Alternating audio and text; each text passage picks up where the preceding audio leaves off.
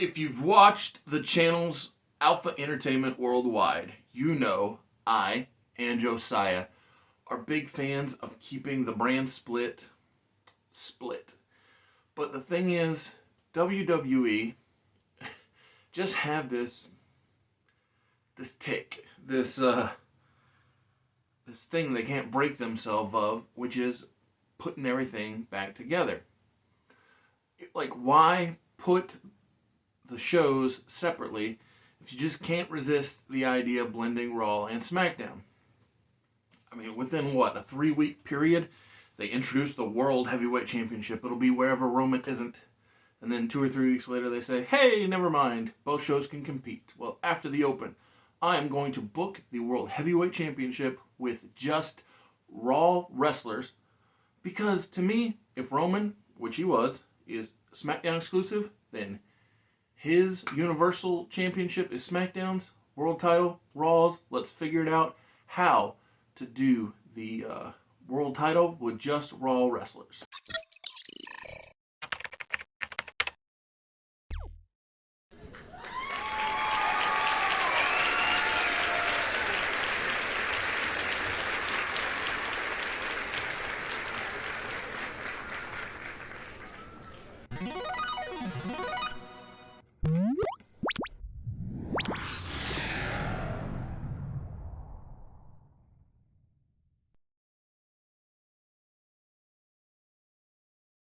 It's a simple plan.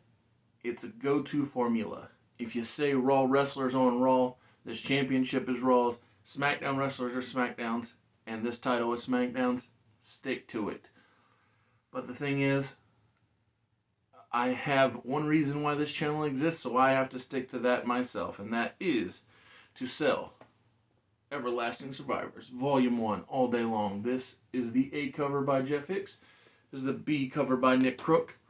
There are additionally C, D, and E covers. Here is a poster of Jeff's C cover. Here's a poster of Febreze E cover. If you follow the link in the description of the video, it will take you to my Indiegogo campaign, where you can pick up a hat from Gamble Comics, an Everlasting Survivors t-shirt. Like I said, any of the cover options. Anybody who makes a purchase will get a Gamble Comics logo sticker.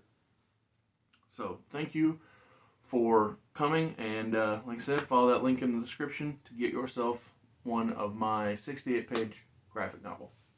So this video comes out of my frustration of the the inability of World Wrestling Entertainment to stick to what they say they're going to do. You say that these wrestlers are for Raw and these wrestlers are for SmackDown, well, stick to it. So what I did was I took Hunter Hearst Helmsley, Paul Levesque, Triple H's general basic structure that he introduced, the triple threat match and the triple threat match, and the competitors advance on to move into the tournament. Except what I did was I expanded it out from being 6 wrestlers from Raw and 6 wrestlers from SmackDown. I did 18 wrestlers from Raw in 6 separate triple threat matches. It breaks down like this. In bracket number 1, you have Johnny Gargano, bet on yourself, Mr. DIY himself, taking on Xavier Woods and Ricochet. The way I see this match playing out is it is 3 consummate good guy baby faces, no doubt about it, where they align in the spectrum of things, going out there and having a clean cut good match. No outside interference, no faction warfare, nothing nefarious. The reason that I emphasize that is because the other 2 matches within this bracket, by the way, I have Xavier Woods advancing on from this particular match, but I want for all 3 guys to come out looking like roses, like awesome, because they are all great talents. But the reason I emphasize that this is the all 3 good guys doing good guy things is because in the next match we have Alpha Academy's Chad Gable taking on Imperium's Gunther, taking on Judgment Day's Damian Priest. And the way I see this match playing out is that all parties involved are seconded, or in some cases more than seconded, but have their posses with them. So Otis is out there with Chad Gable, but he gets distracted and played upon by Maxine Dupree and Mason Mansoor. Gunther has Ludwig Kaiser and Giovanni Vinci, and Damian Priest has Finn Balor, Dominic Mysterio, and Rhea Ripley by his side. So this is basically the polar opposite of the prior match, with outside chaos abound. To me, Chad Gable hitting Chaos Theory on Damian Priest to win the match. That way Gunther doesn't have to take a loss via pinfall or submission would be the best course of action for this particular triple threat match. And then the last match in what I'm considering the A bracket, if you will, is former Universal Champion Braun Strowman, former WWE Champion Jinder Mahal, and the uncrowned champion of Cody Rhodes taking part in this triple threat match. But the important part of this is upon the bell ringing, I think that it would be the most logical booking in the world for Brock Lesnar to attack Cody Rhodes and for them to fight around the arena, and thus causing Braun Strowman to get the pin on Jinder Mahal. That concludes the A side of the bracket, if you will, however you want to look at the bracketed portion of it. But that's 3 triple threat matches with 3 winners, those winners being Braun Strowman, Chad Gable, and Xavier Woods, all advancing to that side of the bracket's semifinals, yes.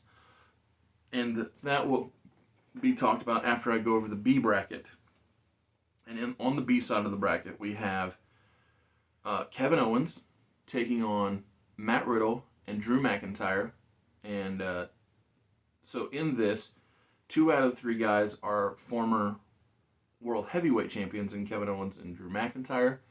And Kevin is I take that back. Kevin is a former Universal Champion. Drew is a former World Heavyweight Champion. But Matt Riddle is the exception to this set of 3, being never being a former WWE top guy. But the thing is that he brings that MMA background with him, so he has legitimacy within the context of the match.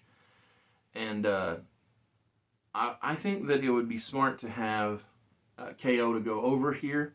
He's a former Universal Champion.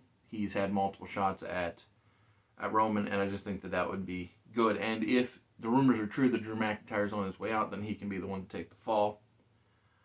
Next up, we have Seth Rollins versus The Miz versus Sami Zayn. All guys who have had great runs in and of their own right. I mean, Seth Rollins has been a tip-top guy multiple times over. Miz had great outings with the Intercontinental Championship, the only 2-time Grand Slam champion. And Sami Zayn, currently one of the most popular people in the company. To me, the logical winner here is Seth freaking Rollins, because he is on a hot streak of his own. So the last triple threat match, and this to me is to help, and the whole tournament, mind you, is to help show that all these people are on their way up to the tip-top spot in the company. But it is Dexter Lumis, Shinsuke Nakamura, and Kofi Kingston in once again, like we started the A bracket, we end the B bracket with 3 good guys, although in this case they're all very different in personality and presentation. But here we once again have the New Day member win the match, that being Kofi Kingston. So on the B side of the bracket, the next triple threat, the end of the line, is Kevin Owens versus Seth Rollins versus Kofi Kingston. And so that means that in the build-up, in the way that we get to Night of Champions, so I believe there are 3 Raws until Night of Champions. Something like that. After Backlash, I believe there are 2 or 3 Raws. But the point is, however you want to play it out, I think that emphasizing that the Raw brand has Raw wrestlers wrestling for the Raw Top World title, all a good idea. And so, like I said, however you get to it, do all 6 of these matches have to happen on the first Raw? I don't think so.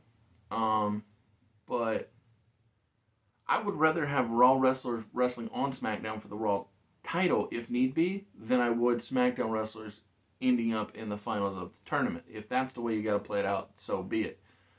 But, and here's the other thing. What if both of these triple threat matches, and maybe that's the way to go, you sprinkle these matches throughout the weeks leading up to, but at Night of Champions you have Kevin Owens versus Seth Rollins versus Kofi Kingston, and subsequently you have Braun Strowman versus Chad Gable versus Xavier Woods at Night of Champions. And the winner of those 2 matches, in my mind, Braun Strowman would defeat Chad Gable and Xavier Woods, and Seth Rollins would defeat Kevin Owens and Kofi Kingston. And then the finals at Night of Champions would be Braun Strowman versus Seth Rollins. And then you could use the fact that Rollins just had a seemingly out of nowhere feud or even match setup with Omos. You could retroactively say, well, he beat the 7'3", 7'4", whatever, the over 7 feet tall Omos at Backlash, and then Seth Rollins went and defeated the Monster Among Men to become the first ever, or the newly minted, however you want to look at it, WWE World Champion. Because I do suspect that Rollins will be the guy to win, but whether he defeats AJ or Theory, or let's see if I can figure out all the people on the SmackDown side here in this tournament, Sheamus, Bobby Lashley, Rey Mysterio, or so there's one other guy. There's one more person. So Lashley, Theory, Edge, Rey. It doesn't matter. Whoever wins on the SmackDown side, I feel like they're going to lose to Seth Rollins. So why not just have Seth Rollins beat all Raw wrestlers en route to crowning the new Raw champion? Unless it's some weird logic like, oh, Roman's going to carry 2 belts, never defend either of them, and whoever wins this tournament is going to defend on both Raw and SmackDown. But then again, that just seems so counterintuitive, so counterproductive, because if that's what you're doing, then they really should have just put the double titles on Cody, so that Cody could have defended on both Raw and SmackDown, much like how I assume Raquel Rodriguez and Liv Morgan are going to continue to do with the women's tag team championships, and how I assume Kevin Owens and Sami Zayn are going to continue to do with the combined, the unified tag team titles. If that's the route we're going with, this new world title is going to have it show up on both shows,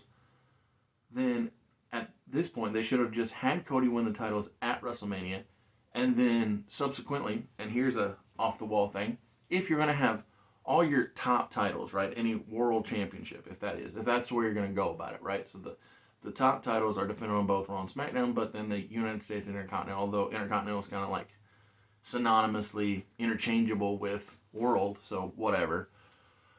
And then even at that, they if they're exclusive to the show, they ought to be branded as the network titles, much like AEW does with the TBS and TNT. Like rebrand the U.S. title to the USA Network Championship, and the Intercontinental to the Fox. Although again, I totally disagree with that. So all of it's bad. It's a bad idea. It's why this tournament should be Raw and Raw alone. And so that was my booking of if WWE would have used only Raw wrestlers. So I don't know what they're going to be doing tonight on the SmackDown. Maybe it'll be amazing. Maybe I'll love it. I doubt it, though. And so because of that, that's why I laid all this out and try to have fun while doing it. And if you had fun listening to me ramble on about wrestling, you should check out my 68-page graphic novel that has professional wrestling in it. Dominic Canuho here. He is the authentic Miracle, and he is a professional wrestler. And so, yeah, I recommend this, and I appreciate your time. Come back Monday for Monday Movie Mayhem.